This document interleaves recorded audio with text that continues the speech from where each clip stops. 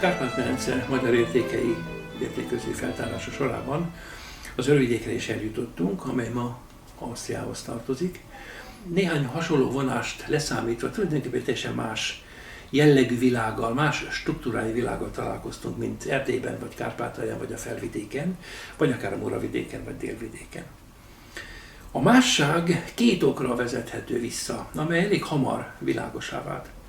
Az első az, hogy még Erdély vagy egy Felvidék esetében az anyaország a szónak a legközvetlenebb értelmében nem engedte el a kezét Erdélynek vagy Felvidéknek, addig az Örvidék esetében, amely egy más társadalmi rendszerű, gazdasági rendszerű világhoz került a történelem során, annak elengedte a kezét. Mit kell ezzel alatt érteni? És nagyon konkrétan meg szeretném ezt világítani. Ausztria megszállására kerül sor a németek által, és ott a német ajkú lakosság az, aki idézőjelben maradhat, aki teljes értékű ember, mindenki ezen kívül van, az hát problémákra számíthatott, finoman szólva, de mindenféleképpen meglebegtették a kitelepítés vonatkozásait. Az első elfordulás, ha úgy tetszik, az anyaország felől, az pontosan ez volt, hogy sokan ebben az időben nem vallották maguknak magyarnak, pontosan az a területen maradhassanak. De a második elengedés, ha úgy tetszik, az valóban az anyaország részéről történt, amikor is a háború után ugye Magyarország is a szovjet megszállási zónába került, és Ausztriának ez a része is a szovjet megszállási zónába került, és ez a két terület, tehát a Magyarország határvidéke, Sopron, Szombathely, Kőszeg, illetőleg a ma Ausztriához tartozó határvidék, ez nagyon szorosan egymáshoz kötődött, és átjártak egymáshoz dolgozni, nagyon szoros kapcsolat volt, bizonyos értelemben mind a mai napig, nagyon szoros kapcsolat volt. És hát szabad volt az átjárás, hiszen mind a két terület szovjet megszállási zóna volt, aztán 1948. november 2-án a magyarok ezt a határt lezárták. De úgy zárták le, hogy, ahogy szokták mondani, a szúnyog se repült át. És az anyaország elengedte ezt a területet magától. Ilyen értelemben, amikor ők azt mondják, hogy mi osztrákok vagyunk és nem magyarok, ebben azért ez benne van. Az asszimilációs folyamat során a helyi magyar lakosság úgymond idomul a többségnek a szokásához. Tehát a Felsőr és a Muravidéki Kollégium kapcsán a legnagyobb tanulsága és a legnagyobb különbség a két térség között abban látható, hogy itt van egy összekötő személy, méghozzá a Guti László lelkész úr, akinek a személye jelenleg nagyon fontos a magyarságnak az összetartásában. Színház, könyvtár, hagyományőrző nap, néptánc, magyar néptánc és bál. A néptáncunk az már 1962-re vezethető vissza. Akkor alapította dr. Gyenge Imre elődöm a néptánccsoportot, ami aztán akkor világhírű is lett, aztán 11 néhány esztendeig szünetelt a néptánccsoport, és akkor újra kezdődött most harmadik esztendeje. Hát a színházunk, az pedig 1923-tól kezdve szinte csak a háborús évek és az orosz megszállás évei jelentettek meg törést, illetve törést a folyamatos színjátszásban. 1889-től kezdve folyamatosan van könyvtárunk, tehát ki az, aki ma még olvas, rajtam kívül. Ez a hagyományőrző nap a református ifjúsági olvasókör keretén belül történik. A református ifjúsági olvasókör pedig része a felsőőri keresztény ökuménének. Hát úgy döntöttünk a luteránus és a katolikus hitoktató kollégákkal és ifjúsági felelősökkel, hogy a közös ökumenikus gyermek óránkat ezen a napon kezdjük. Tehát reggel 10 órától 12-ig csak gyerek zsivajtól hangosít az öreg paplaknak az udvara. Tehát ez kifejezetten a gyerekek ideje. Reggel 10-től 12-ig. A néptánccsoportnak is hát legalább 6 párnak ott kell lennie ahhoz. És ők fognak bennünket táncolni, tanítani kéne. Legalábbis szeretném, hogyha ez megtörténne. Hát a konyhai finomságokat Felsőr évszázadok óta híres a jó minőségi, örökségi konyhájáról. Ez mind olyan dolog, amit itt a mi elődeink mind csináltak, és szeretnénk, hogyha nem menne veszendőkbe. Burgenlandi Magyarok Kulturális Egyesületének egyik csoportja a Csörge Népzenei Együttes, amelyben nem csak őriszigeti, hanem más településről való tagok is zenélnek. Ez egy népzenei együttes, akiket a Bogja együttes tanít, ők Szombathelyről járnak át, most már 2 éve. A 2 év alatt szerintem nagyon nagyot fejlődtek, és tudnak már a gyermek néptánccsoport számára aláfestő zenét is játszani szerepléseken. Ez is nagy dolog. Ők éppen gyakoroltak akkor, amikor mi ott jártunk a faluban. Rajtuk kívül még vannak gyerekek is, nem kis számban, akik heti szinten gyakorolnak, találkoznak a szombathelyi zenészekkel, és ők is egészen fantasztikus módon tudnak már népzenét játszani. Ez biztos, hogy sokat segít az ő magyarságuk megőrzésében.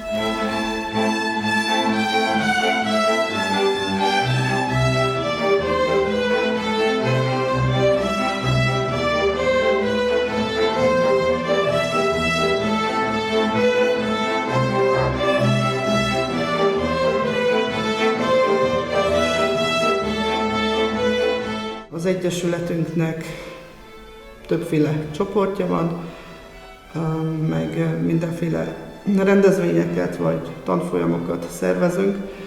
Közel 50 éve lassan létezik az Egyesület. Ausztriában a legnagyobb magyar egyesület. Csoportjaink, például ma itt hallották a zeneoktatás, ami van, ahol most ez csak 2 éve folyik, ez a legfiatalabb csoportunk. A résztvevőkből már összeállt 2 zenekar is, kis együttesek, tehát a felnőtteknél a Csörge Népzenei Együttes, meg a gyerekeknél a Ventilátor Együttes.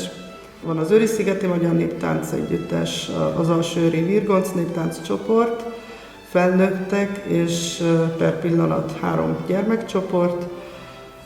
Van egy énekkörünk, van egy színjátszó csoportunk, most indult legújabban egy tanfolyam, magyar, mint anyanyelv tanfolyam gyerekeknek 10 éves kortól.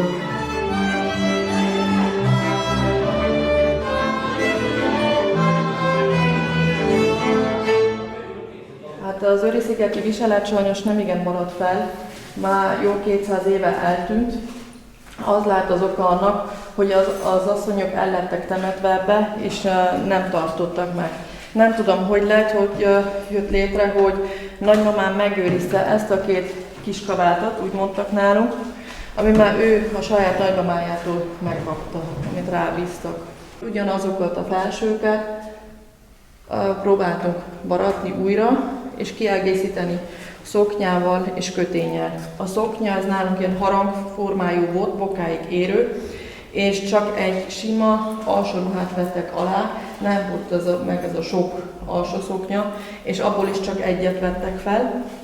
Mire jellemző a lila kötény, amit ünnepnapon vették fel. Mert mi evangélikusok vagyunk, és ez a mi színünk. A szomszédfaluban, Alsóőrben, ott Erne bácsinél az alsóőri otthonban, ott lehet látni is szürkét és barnát is, amit ők használtak. Nem csak megőrizni kell a régi, ami valamikor megvolt, hanem életbe kell tartani, és tovább is kell vinni. És azért most nagyon örülök, hogy ez most így sikerült a csoportunk keretén, hogy megvalósítani. Az a bizonyos hozzáállás, amit az osztrák állam a magyar kisebbség számára is, meg minden kisebbség számára nyújt, magyarul az, hogy nem nyomja el őket, pontosan ez az, ami elősegíti az ő alkalmazkodásukat. Nincs mi ellen küzdgyerek, vagy legalábbis nem kell olyan erővel, mert ha nem is nagyot, de mégis valamennyi segítséget tudnak kapni az államtól, és ettől ők jobban otthon érzik magukat, és ezért az asszimilálódás gyorsabban zajlik. A magyar kapcsolat a 90-es évek után nem egészen úgy alakult, ahogy ők az első pillanatban meglehetősen idealisztikus módon mindkét oldalról gondolták, de azért van kapcsolat Magyarországgal, már ugye jóval bővebb és gazdagabb kapcsolat, például nagyon sok esetben népzene vagy néptánc vonatkozásokban Magyarországról járnak át és segítenek ebben a programban, és nagyon gyümölcsöző, nagyon szívet melengető ez a kapcsolat. Felsőpuján voltunk, tudni kell erről a településről, hogy tulajdonképpen 1958-ban két községnek az egyesítéséből jött létre, két falunak az egyesítéséből. Méghozzá mind a kettő magyar gyökerű volt, de alapvetően a középpujai rész volt az, ami mai napig megőrizte részint falusias jellegét, részint pedig ott lehetett az utcán leginkább őshonos magyaroknak a magyar beszédét hallani. Hofer József volt az egyik olyan helyi személyiség, akinek nagyon sokat köszönhetünk a kapcsolatokban. Ő tulajdonképpen tőzsgyökeres pujainak tekinthető, szülei magyarok voltak, magyar iskolában kezdett, és aztán későbbiekben ő maga is mondta, hogy sajnos csak németül tudta folytatni a tanulmányait. Itt a gazdasági életben játszott nagyon jelentős szerepet. A magyarországi fülnek is ismerős a Spár, mint egy bolthálózat, ahol nagyon jelentős szerepet játszott az itteni ausztriai, németországi kapcsolatépítésben, és ő volt az, aki 18 évet szintén Magyarországon töltött.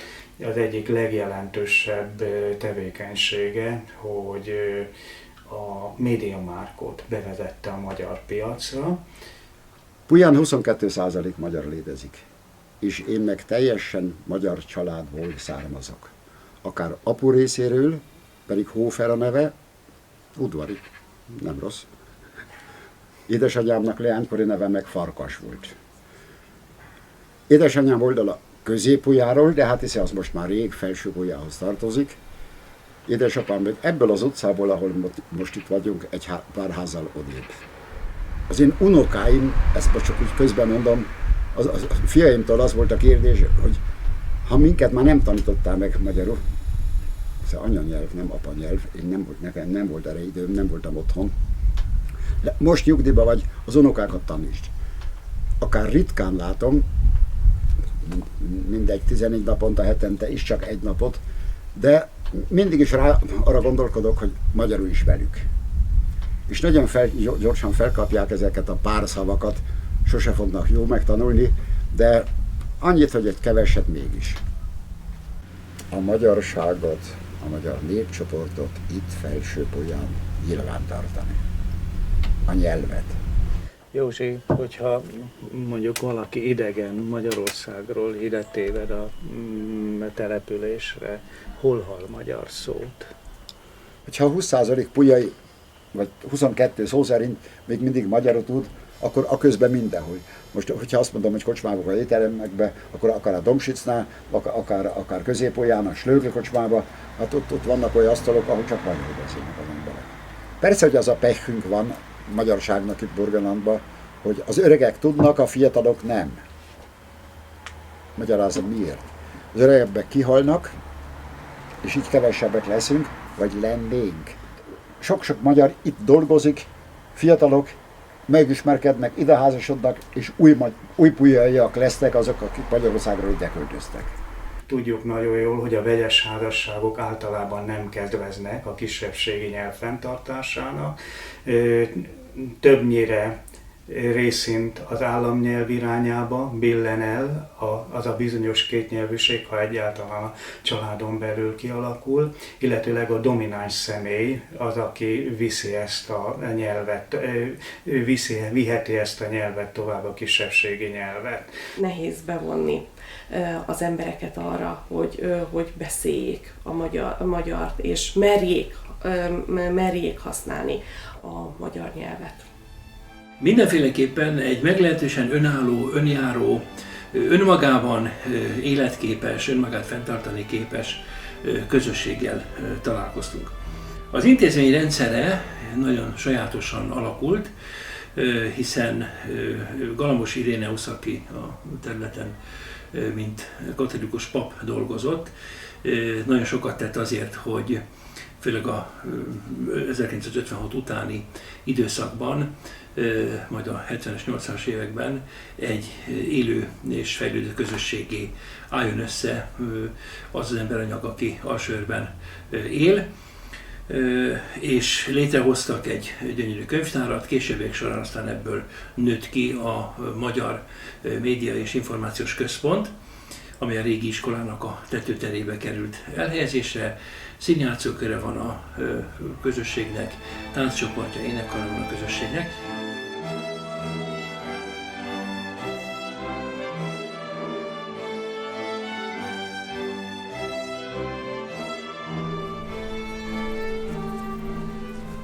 Ez a ház 1820-ban lett épülve.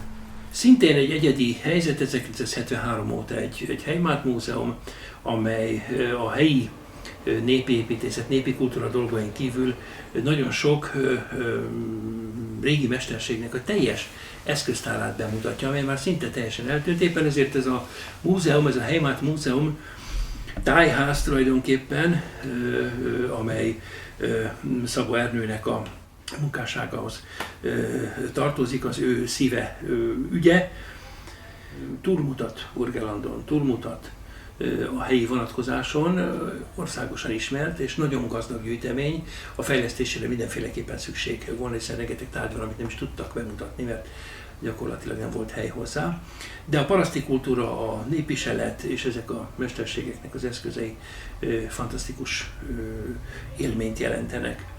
1995. 18. májusán 2 államföld üdvözölhettem. Mit allen guten Wünschen herzlichst Thomas Klestil, szívből gratulálok a gyönyörű gyűjteménynek szeretettel, Göncz Árpád. Ez még a tartományi főnök volt. Ez nagy valami volt Alsóörben.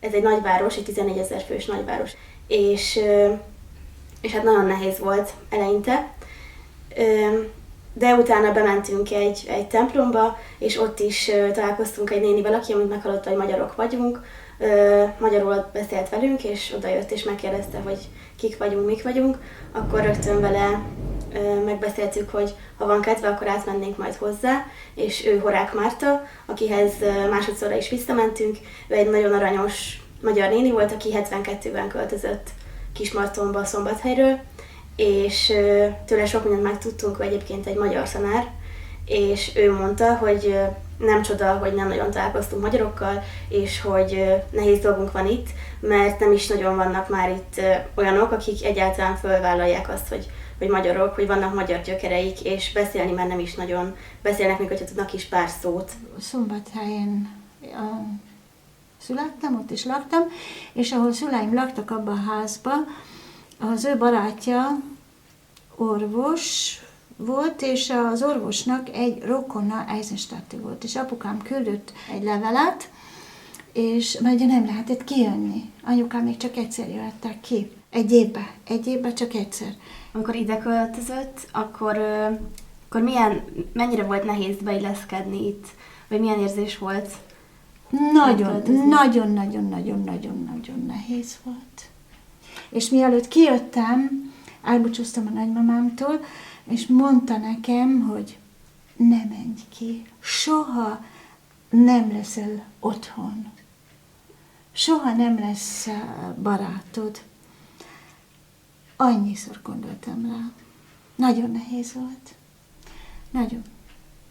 Az én anyosom, apósom soha nem beszélt velem magyarul. És jobban tudtak magyarul, mint németül. Nem volt divat azt a nyelvet beszélni, amit az ottani helyzetben beszélnek. Nem volt divat magyarra. Nem, bátorság nem, de valahogy nem volt divat. Mivel hogy a kisebbségnek itt nagyon nehéz volt megélni, nagyon nehéz volt beilleszkedni. Ugye ez a néni úgyis jött ide, hogy ő magyarként jött át, és ő elmondta nekünk, hogy rettenetesen nehéz volt, nem szerették, nem tudott senkivel sem magyarul kommunikálni. Addig németül nem tanult meg, addig egyáltalán nem tudott érvényesülni. ő azért is volt nagyon érdekes, mert még az első alkalommal már majdnem befejeztük a beszélgetést, és már majdnem indultunk is volna el, mikor nem is tudom is hogyan, de megemlítette, hogy neki a pincében van egy kis múzeuma, amit a családi erekjékből állított föl, azokat állított oda ki magának. Ez volt a mérlege, mert nagymamám nagyon sokat sütött, ezzel mérte, és az, amire hívni kell, hogy gyere, szolgálj ki, az is a nagymamámé volt, a kastélyból. Ja. Wow! A nagypapám az ékszerét ásta el a kertbe, mert jöttek ugye katonák, az orosz katonák, és a katonák elől elásta az összes ékszert. Ilyesmi nem volt érték, ez mindennapi használati dolog volt. És mikor minden megtörtént, elmentek, itt hagytak egy csomó képet, festményt, meg minden, mert azt nem tudták a menekültek Lengyelországból, és kiment a nagypapám a kertbe, hogy jó, minden rendben van, megkeresi az ékszert, és soha többet nem találtuk meg. Mondta, hogy ezek mind olyan tárgyak, amiket vagy még a nagyszülei használtak, és ugye akkor még nem volt érték, ezért nem is lopták el, nem is vitték el, és neki megmaradt. De ma már viszont ez felbecsülhetetlen, hát nem is használnak ilyet az emberek. Magyar nyelvű adások, magyar nyelvű szerkesztőség van, az ORF, tehát az Osztrák Rádió és Televízió tartományi központjában, Ezstartban, Kismartonban. Tehát egy fellendülés azért elindult. Meg lehet például nézni a burgenlandi műsorokat Karintiában is, vagy Salzburgban is, az azt jelenti, hogy az ORF 2-es adásán van ez a magyar nyelvű Nagyisten Magyarok magazin műsorunk, az azt jelenti, hogy ezt a bécsiek és a burgenlandiak látják, a többiek meg egy másik ORF programot látnak, de hogyha átkapcsolnak a burgenlandi vagy a bécsi adóra, ja, akkor látják a műsorunkat is a salzburgi magyarok például, vagy a gráci magyarok. Bővült a mi perspektívánk is, a célcsoportunk tulajdonképpen egy pár évvel ezelőtt megkaptuk, konyhanyelven mondva megkaptuk Bécset is. Tehát jó ideig az volt a feladatunk, hogy a burgenlandi magyarságot lássuk el tévériportokkal, rádióriportokkal, hírekkel. És egy pár évvel ezelőtt itt kialakult Eisenstadtban, itt alakították ki a népcsoporti kompetencia központot. Az azt jelenti, hogy megkaptuk Bécset is, és Bécsben hozzávetőleg 70 000 magyar él. Nagymarton neve a martoni grófoktól ered, először 1202-ben említették a települést. Manapság, hogyha ránézünk a településre, akkor egy hangulatos, csendes, nyugodt kisváros képét láthatjuk benne. Manapság ugye Nagymarton a nagymartoni járásnak a székhelye. Ebben az évben körülbelül 7000 lakosa volt a településnek, ebből körülbelül 114 fő tartotta magát magyarnak, amely ugye közel 2%-os arányt jelent a település szerkezetet tekintve. Kifejezetten nehéz a magyarságot összeszervezni a településen, a magyar kulturális életet megszervezni. A legnagyobb kultúraszervező szervezete az a Nagymartoni Magyar Kultúraegylet, mert ennek célja az, hogy az itt élő úgynevezett őshonos magyarságot, illetve a később betelepült magyarságot összefogja, illetve gyakorlatilag megszervezze a magyar kulturális életet a településen. A nagymartoni járás egyik legnagyobb nevezetessége a Fraknói vár, ami gyakorlatilag az egyik leggazdagabb történelmi magyar hagyományokkal rendelkező nevezetesség. Nevét a farkasok szóból eredeztetik, és magát a várat azt a nagymartoni grófok alapították. Nagyon nagy pozitívum az, hogy itt mind Fraknóban, mind a Fraknói várban vannak magyar nyelvű feliratok, tehát az egész várban magyar nyelvű idegenvezetés is működik. Amint belépünk az épületbe, elhagyjuk a múltat, belépünk a 17. századba. Innen indul az ősgaléria, az egy nagyon fontos eszköze volt annak, hogy családfa állítással hitelessé tegye a nemesi mi voltát, a régmúltra visszanyúló vérvonalát a család, és hát tulajdonképpen ezekkel a családfákkal és az ősgalériával igazolták ezt. Egészen a hunok királyáig, Attiláig visszavezethető itt a ősök galériája, De bizonyíthatóan egyébként a 15. század, 15. századi Eszterház vonalra, illetve az Illésháziakhoz vezethető vissza a családnak a múltja. Hogy lehet az, hogy mindmáig ekkora érték maradt fent az Eszterházi családban, hogy ott voltak királyok, császárok, gazdagok, esetleg még gazdagabbak, és egy hercegi család, akiknek a gyökerei tulajdonképpen egy kisnemesi magyar családhoz vezetnek vissza, mindmáig ilyen nagy értékkel büszkélkedhet. Ez tulajdonképpen Eszterházi Pál végrendeletének köszönhető, aki meghagyta, hogy a teljes eszterházi vagyon egy egymástól különválaszthatatlan, eladhatatlan és feloszthatatlan hitbizományi vagyontárgyát képezi, és mindig az elsőszülött fiú, aki automatikusan megkapta a hercegi címet, örökölte meg a teljes családi vagyont egyben. Így biztosította azt, hogy ez a teljes családi vagyon generációkon keresztül nem csökkent, hanem nőtt, gyarapodott, így aztán vége láthatatlanul rengeteg birtokok, várak, kastélyok, kolostorok és földterületek, és természetesen kapcsolatrendszer járt ezzel együtt. A Faknói váron belül található az Esterházy kincstár, mely a egyetlen eredeti helyén megőrzött főúri kincseskamara, ami úgy gondolom, hogy Európában szinte unikumnak tekinthető. Az öreg torony a várnak a legrégebbi épületrésze, a 13. század végén 1291-ben említik először. Cseppformájú keresztmetszetű, legvastagabb falakkal rendelkezik, 5, illetve 7 méter vastag falak, és ez a cseppforma, ez pontosan a mai parkoló felé csúcsosodik, ami az annak idején az a terület volt, onnan egyáltalán meg lehetett közelíteni a várat, és ennek a formának köszönhetően gyakorlatilag bevehetetlen volt. Nagyon aranyos volt a bácsi, először meg is lepődött, mert ugye nyilván németül szólt bele, és amikor én magyarul elkezdtem vele beszélni, hogy elnézést Magyarországról telefonálok, és nagyjából lefestettem neki, hogy miért vagyunk itt, akkor rögtön elkezdett velem magyarul beszélni, és nagyon megörült, 82 éves bácsiról van szó. Oda is mentünk, már kint fogadott minket, és leültünk például egyébként több órán keresztül beszélgettünk, mesélte a saját családi történetét. Itt még létezik a magyar szó, dacára annak, hogy ez német terület. Jól mondtam?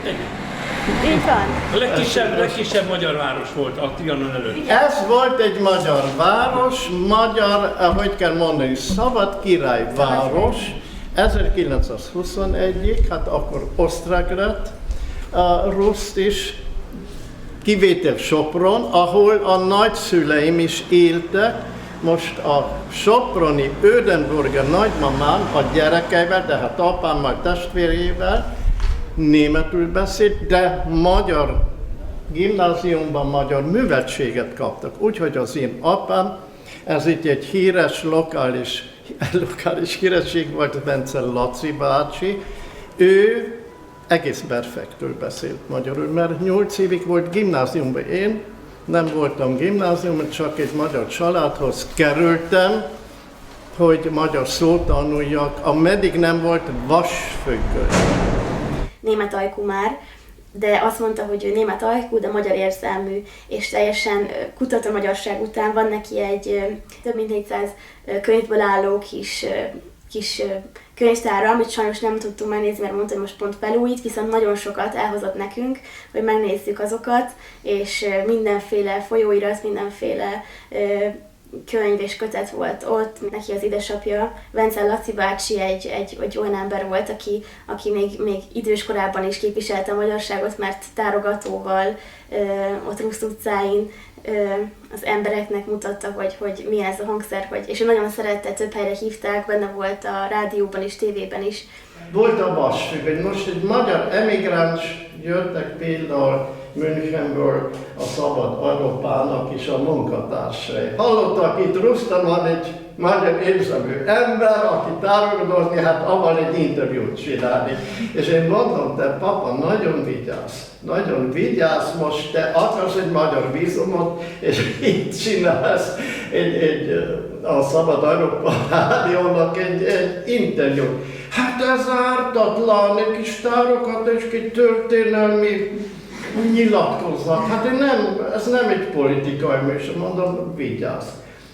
Én nem félek, mondta az apám, én nem félek, de mindig félsz, mondta hozzá. Mondom, de ez egy jó tanács, mert te tudod, itt van a hidegháború, itt van a vasfüggöny, van egy enyhülés, de azért nem vigyázz. Na, akkor jöttek a Szabad Európa emberek, a Juhász László sajnos meghalt, ő egy Burgenland könyvet is írt később, sajnos meghalt, és ő csinálta ezt az interjút.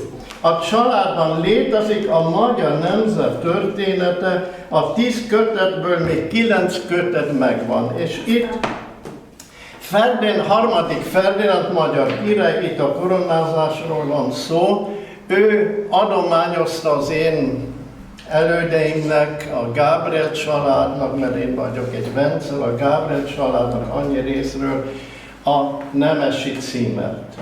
Ez a katolikus harmadik Ferdinánd, a protestáns Gábriel családnak. Tehát ilyen volt az idő akkor, ugye? A ruszti lakosság Nagy-Magyarországon német ajkú volt. Ahogy voltak a szászok Nagyszebenben, ahol voltak a dunai svábok, így ez a nyugati rész Magyarországnak erősen német ajkú volt, ugye? De akkor volt Nagy-Magyarország a haza, és főleg a 19. század vége felé volt, azt mondják az szóval volt ezek az aponyi törvények, bevezettek, hát szóval aponyi alatt a oktatónyelvet az iskolákban. Na most Ruszt csak egy sima elemi iskola volt, és voltak közben a gazdák közül is okosabb gyerekek. Hát hova adni? Vagy Pozsonyba, vagy Sopronba, vagy Kőszegre, egy felsőbb iskolába. Hozzátartozik Rusznak a szépségeihez, hogy ugye ott van a Fertőtó mellett, ami itt már Ausztria területén, ugye Neusiedlersee, van egy nagyon szép kikötője is, oda is ellátogattunk, rengeteg sok ott madár, ugye ez egy erősen védett tájvédelmi környezet. Azt is elmondták, ugye a Fertőtóról tudni kell, hogy 10-15 évenként teljesen kiszárad, szinte ilyen mocsaras terület lesz, most éppen a kiszáradó felében van, de aztán újra tölti magát. Nagyon sok egyedi történeten keresztül végül is kirajzolódott Burgenlandnak a jelentősége, mindenféleképpen egy nagy élmény volt. Azt látni kell, hogy nagyon más, mint a többi magyarországi terület, és ez a két történelmi vonatkozás, tehát az Anschluss idején való nem való maga magyarnak, hogy nehogy bajom legyen, illetőleg, hogy a vasfüggöny elzárta a kapcsolatot Magyarországgal, ez a két érvágás nagyon erősen rányomja a bélyegét a jövőre nézve is, és ez a két nem, ha úgy tetszik, amit akár a saját maguk, akár pedig az anyaország mondott ki az adott történelmi időben, ez a jövő szempontjából nagyon döntés, nagyon meghatározó. Ez hiányozni fog, ez hiányzik. Azt a folyamatot, amelyben az ő kulturális világuk összezárását, vagy legalábbis egy magasabb szintre jutását eredményezhetné, ezt mindenféleképpen szeretnénk segíteni. Valószínű, ez a program is ebben mindenféleképpen egy pozitív mérföldkő lesz.